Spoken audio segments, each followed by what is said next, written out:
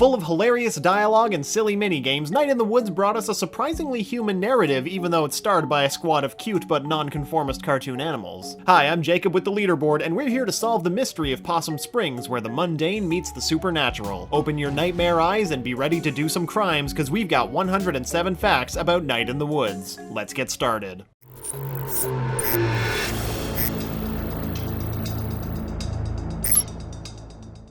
The indie game is classified as a platformer, but it actually focuses more on character, exploration, and a branching narrative in which your actions and dialogue choices unlock different storylines and secrets. The game was funded thanks to an extremely successful Kickstarter campaign in 2013. They had reached their funding goal in just 26 hours and had quadrupled it by the end. But instead of adding tons of stretch goals, the creators wanted to keep the scope of the project under control and decided to hire additional artist collaborators to enrich their little game. So the extra money went to making sure the whole team would be properly compensated. Way before Night in the Woods came out, two short pay-what-you-want indie games were released as prequels, or as the creators called them, supplementals, Longest Night and Lost Constellation. They're still available to play, and you can download them off itch.io. Created in 1 week during December of 2013, Longest Night is a simple minigame about tracing mysterious constellations. It starred the four main characters of Night in the Woods gathered around a crackling campfire. By the end of 2014, Lost Constellation was released as a second supplemental game. It's a side story about exploring the winterish frozen woods and uncovering a ghostly folktale, while completing magical puzzles, of course. Night in the Woods was developed by two indie studios, Infinite Fall and Austin-based publisher Finji. Finji was originally founded by Adam Saltzman, the creator of Cannibalt, and you might have heard of their upcoming indie game, Overland. But the core creative team comes from the team at Infinite Fall. The company was formed by Canadian developer Alec Holoka and a Pennsylvanian married couple, story writer Bethany Hockenberry and designer-animator Scott Benson. Holoka focused on the coding and game design of Night in the Woods. He was also the composer of the game's soundtrack, which was released in 3 volumes on Bandcamp. This isn't the first time Alec has worked on a game soundtrack either. He also composed the score for Towerfall Dark World. Hockenberry asserts that Night in the Woods is a slightly autobiographical project for her and her husband, since the setting, Possum Springs, is based on different working-class areas of Pennsylvania, both suburban and rural. Possum Springs is a former mining town from the Rust Belt area, and Benson and Hockenberry wanted to avoid the cliche that nothing interesting happens in these towns. Hockenberry stated, "I met a lot of people who assumed that because my hometown is in the Rust Belt, it's a small town, there's nothing there." Hockenberry and Benson wanted to celebrate the uniqueness of growing in small, poor areas and argued that these communities are also great places to grow up as they're full of life, history, and diversity. They just wanted to tell a story about their folks. Much of the game's events are inspired by real events in their lives. When Holoka visited Benson in Pittsburgh to work on the game, Benson took him on a tour of different locations in Pennsylvania where he'd live. He pointed out some very specific places that inspired moments in the game. Benson was one of the founders of the independent animation collective Late Night Work Club. You should definitely watch their first 2 collective films on Vimeo titled Ghost Stories and Strangers respectively. Benson said he was influenced by comic book artists Chris Ware and Mike Mignola, the work of Disney illustrator Mary Blair, the books of Southern Gothic writer Flannery O'Connor, and the cute but weird animals of children's author Richard Scarry. When it came to video games, Benson looked at the lore and detail of games like Dark Souls and Castlevania Symphony of the Night. He was especially inspired by other indie games like Kentucky Route Zero and Gone Home, as they both told grounded stories that may have included some sci-fi and fantasy elements. Many fans were surprised when Benson said that he was not inspired by Twin Peaks. In fact, he revealed on his Twitter that he's never seen Twin Peaks. Speaking of Twitter, the whole project started with a tweet. A tweet from Holoka to Benson saying, "Hey, I don't know you, but want to make a video game?" In reply, Benson was like,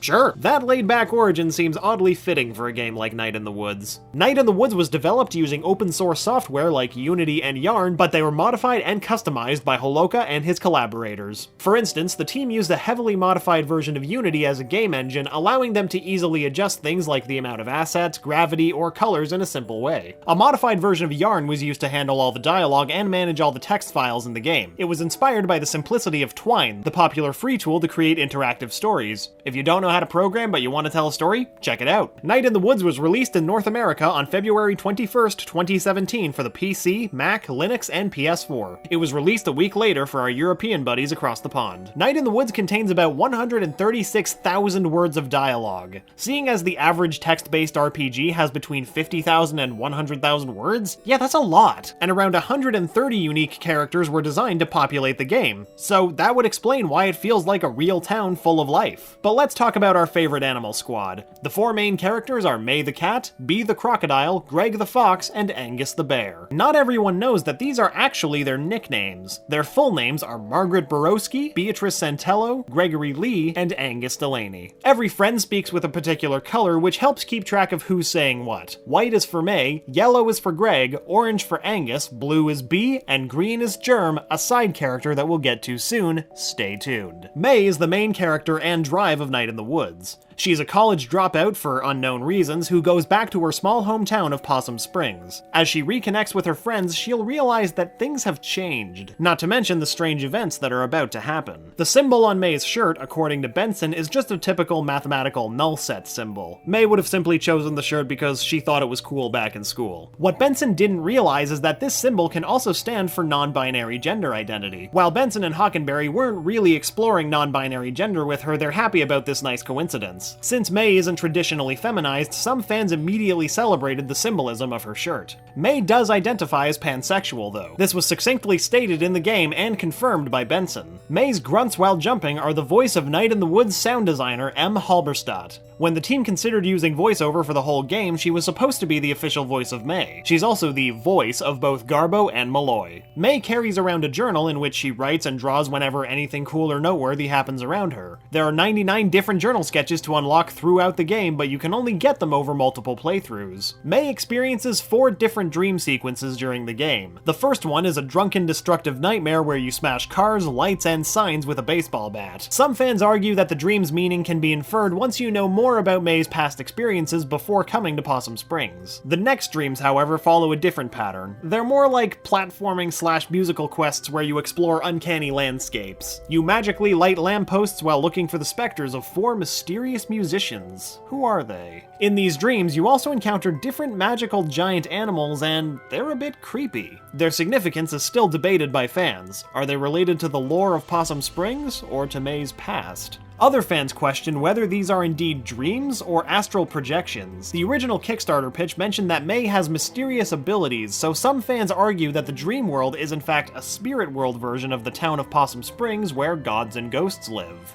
In fact, another ongoing debate among the fans is about May's mental issues and how they could also be considered paranormal abilities. It's a classic trope, but hey, it always works. However, May actually does have some personal psychological problems that she'll have to face during the game. Moreover, her relationship with her parents went through some rough patches in the past, but aren't May's parents just the sweetest? Make sure to talk with her mom every morning and watch TV with her dad in the evenings. Let's go back to the gang. Who is Bee? Bee is a gloomy but smart smoker alligator that always dresses in a goth-like black dress displaying an ankh, a hieroglyph meaning life, which is a bit ironic if you consider how she sees life due to her troubled past. She works at her family's hardware store called Ol' Pickaxe. Bee and May were best friends from elementary school to 7th grade when they drifted apart. During the game's events, they'll have to work on their relationship since Bee seems to have some issues with May's personality and behavior. Benson and Hockenberry's favorite character is Bee. They think she is just great. Us too, so who's your favorite character? What about Greg? He's a hyperactive punk fox and May's closest friend at the beginning of the game. Greg works at the Snack Falcon, a parody of 7-Eleven, and lives in an apartment in town center with his boyfriend Angus. He's into committing little crimes and has a tattoo of a sheep inspired by a traumatic childhood incident in which he accidentally let some sheep loose and they all got hit by trucks and died. Benson jokingly mentioned on Twitter that Greg is the only Night in the Woods character with a canon voice/affect, and he's the guy with the glasses in this bizarre clip from Judge Judy. I didn't kill the cat, John didn't kill the cat, none of us did,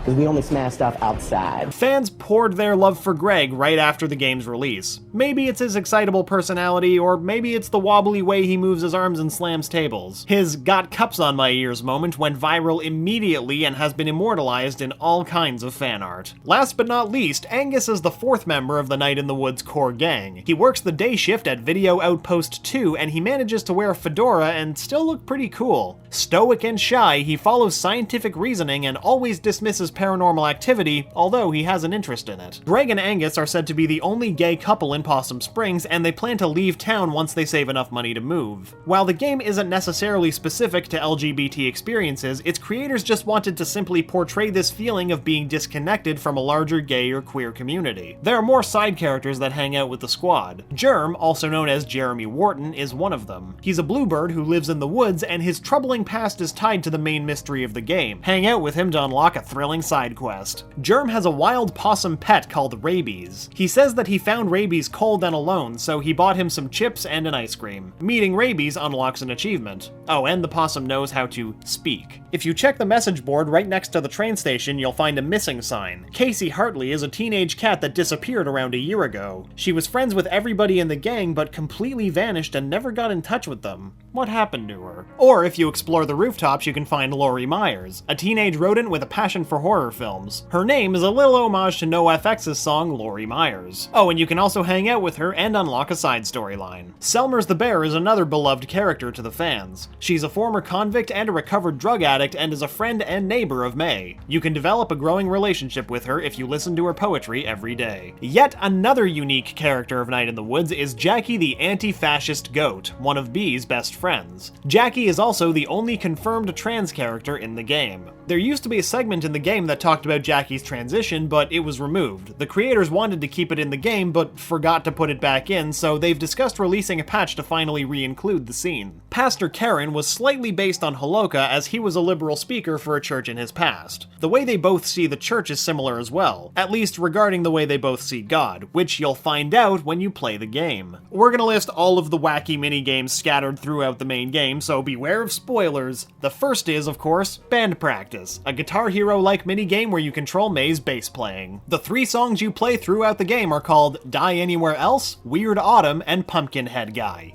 You can easily find the lyrics online. Many fans have been posting covers of these songs on YouTube and SoundCloud, and they're pretty great. It doesn't hurt that the songs are grade A #1 jams on their own. There's an achievement for doing decently well on all 3 songs, but there's also an achievement for when you fail awfully at all 3. A for no effort? After getting rid of all the sketchy adware, you can use May's laptop throughout the game to daily chat with your friends, or to play the game Demon Tower, a completely different indie game inside of Night in the Woods. Looks like May's a gamer, too. Demon Tower is a roguelike dungeon crawler developed with the help of Adam Saltzman, the creator of Cannibalt and founder of Finji Game Studio. The full name of the game is Ancient Doomspire Demon Tower Part 4 Slaughter of the Blood Thief. In it, you control the Pale Cat, a female cat warrior ascending a tower full of demonic creatures, and she gets weaker as you get closer to the top. There are 2 possible endings for this in-game game, a tragic one and a heroic one where you break the curse that affected the Demon Tower. Unlocking these 2 endings will grant you 2 different achievements. Hanging out with Greg will also unlock a bunch of stupidly funny minigames. On your first hangout with him, you can throw pierogies into his open mouth, just because. You can also build a full robot with Greg. After stealing the different parts, the hands, the feet, and the head, you select and connect them to the body of the robot. How the robot looks in the end is entirely up to you, and once completed, it will stay on Greg's couch. But hey, remember, you're here to commit crimes with Greg. Car smashing is another one of the minigames you can play, but don't worry, it's an abandoned car. Greg just wants the car battery, and if you get it, it will carry some trippy consequences. You can also challenge Greg to an epic knife fight. Well, you actually just try to gently stab each other's hands. Still dangerous though, so don't try this at home. Don't even stab people a little bit. Greg loves to drag you to violent activities. There's a light bulb batting minigame where Greg throws batteries and halogen light bulbs at you, and of course, they're all from Greg's store. Shooting practice is another one of the questionable activities you can engage in with Greg. He just stuck a bunch of targets and decoys together to form a turkey, deer, owl creature for practice. Greg calls it the Forest God. If you keep hanging out with Greg, you'll unlock his backstory, which includes some dark childhood memories, but also a sweet sense of the challenge of growing up. You can also commit misdemeanors with Bee in your first hangout with her at the mall. One of them is shoplifting a little item, a cool belt. Don't do this in real life either, though. The leaderboard does not condone petty theft, even if you really do want the thing. This one is more of a prank, but you can take control of the fish statue in the middle of the mall and squirt random people when activated. If you keep hanging out with Bee, you'll reveal her dramatic storyline full of traumatic events. You'll attend a house call, you'll have a nice dinner with her, but make sure you pick the best ingredients, and you'll even attend a college party. This hangout is one of the most emotional and cringeworthy but relatable nights that May and Bee will share. As the story progresses, a special kind of hangout will occur. Ghost hunting. There are a few events where May goes hunting with either Bee, Greg, or Angus. but you can only select 2 of them, so if you want to see all of them, you'll have to do it in 2 separate playthroughs. In Act 3, you can hang out with Angus and watch the stars with him, tracing constellations. Every one of them has its lore, and they have a bigger thematic significance that connects with the first prequel game, Longest Night. Now that we're talking about stars, earlier in the game, if you find your old high school astronomy teacher, Mr. Chazakov, you can play a minigame about finding stars with his telescope and unlock constellations. Find them all, and you'll unlock an achievement as well. As revealed in The Longest Night, there are astrological signs attached to the constellations. May's sign is a Mundi, the world fish. Greg's sign is that of the Mice Riders. As per the lore, the Mice Riders created language. Angus's sign is a fish. There's really no extra meaning behind the fish, it's just a fish. You can miss a bunch of little details during your first playthrough. In fact, it's virtually impossible to unlock every single line of dialogue, secret, or Easter egg in a single playthrough. For instance, people will be in certain places some days and in other places on other days, and so you just have to go with the flow. That means that you need to fully explore Possum Springs during every single day of the game to uncover its lore, both grounded and fantastical. For example, one of our favorite parts of its history is the Deep Hollow Hollowers. 4 musicians active around the 20s and the 40s. Wait a second, the ones from May's Dreams? And you can even find the magical musicians of May's Dreams, or at least their uncanny doppelgangers, or maybe reincarnations, hidden somewhere in Possum Springs. Did you find them? A committed fan has transcribed the clippings from the library and the Hairfest play into a wiki article in Gamepedia, thus presenting the history of Possum Springs for everyone to check out. The movies you can see, but never rent, in the Video Outpost 2 are Beaver Priest, Death Chill, Crime Waves, Swamp Husband, Death Chill 3, Be Nice, and Brain Eaters, among others with incomplete titles. And if you're a film completionist and want Death Chill 2, you're out of luck. Some of the local stores and businesses' names in Possum Springs are awful puns. Our favorite is Postabilities, an Italian family restaurant. Sadly, it's closed. It was May's favorite, too. Have you seen Garbo and Malloy? It's a late-night TV show within the game starring a crocodile and a dog that cover different topics with lots of dad jokes. If you pay attention, some of the things they say will give you clues about the whole plot of Night in the Woods. One of our favorite logical loops is that you can find real cats in the town, even though you're an anthropomorphic cat yourself. Same with raccoons and other animals, actually. Weird, this is a goofy Pluto thing all over again. Don't forget about the platforming secrets. You can walk on many unexpected places throughout the streets of Possum Springs, such as fences, telephone lines, and windowsills. If you explore the roofs, you can find 4 mysterious windmills that, when activated, release 4 different notes attached to little spring-controlled helicopters. What do the notes say? Well, check it out for yourself. Hidden somewhere in the game, you can find 2 miracle rats. If you keep feeding them, they'll eventually multiply and unleash a rat revolution in Possum Springs. In May's home, there's a room that you can't access since it's full of boxes. Maybe if you nudge May's dad enough, he'll move them, and unfold one of the most bizarre and difficult side quests in the game. If you check Benson's first sketch of the Night in the Woods characters, you'll see that, wow, they've barely changed. And if you track Benson's previous work from the past 7 years as an illustrator and cartoonist, you'll see how it all somehow ended up in Night in the Woods. A fan stated that when playing an earlier version of the game, they noticed that the team made one of their first NPCs, an old cranky crocodile neighbor, a character that expresses racism towards cats. Since this dialogue doesn't appear in the final game, it seems they decided to avoid topics of racism in the complete version. There's a satanic conspiracy thread on Steam about Night in the Woods, where some players believe that the game's themes, lore, and visuals are promoting Satanism.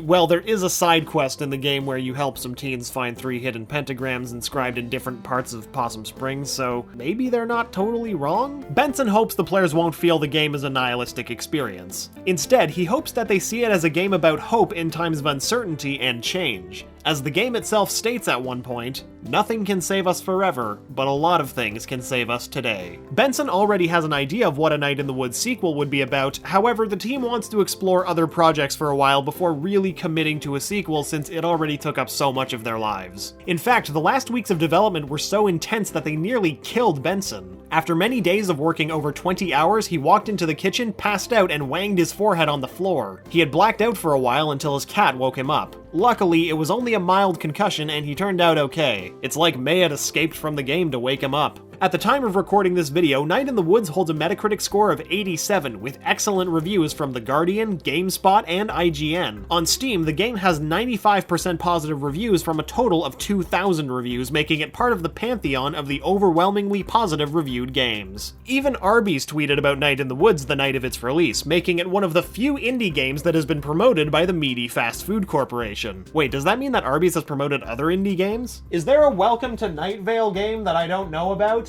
On the game's official Twitter page, you can find loads of retweets about Night in the Woods cosplays and fan art. It's amazing to see how much fans love this game. There are still many backer-exclusive rewards that we haven't seen yet, but they will be available in the future for the broad audience. For instance, the team released a short film in 2014 for backers only, which focused on Greg and Angus. Or a super secret prologue to Night in the Woods that was also only available to backers, which was scheduled to be delivered ahead of the full game's release. Since the game development was so intense, they haven't technically finished the prologue yet. Holoka confirmed, though, that this prequel game is currently being outlined and it will take some time to see the light. There's also an art book in the works right now, according to one of the latest posts on the Kickstarter blog. Other rewards are coming up soon too, like a handmade zine, a pin pack, and stickers. All of these materials will be made available after their backer send-off. Bethany Hockenberry handmade close to 200 May plush cats for their Kickstarter backers as well. That is a lot of sewing. And new merch will come soon to bigcartel.com, all of which is currently made by Benson and Hockenberry. They're even talking about doing a Greg bobblehead, but instead of his head bobbing, it would be his arms. That sounds amazing. I would buy the heck out of that. Which leads us to the most important fact of all.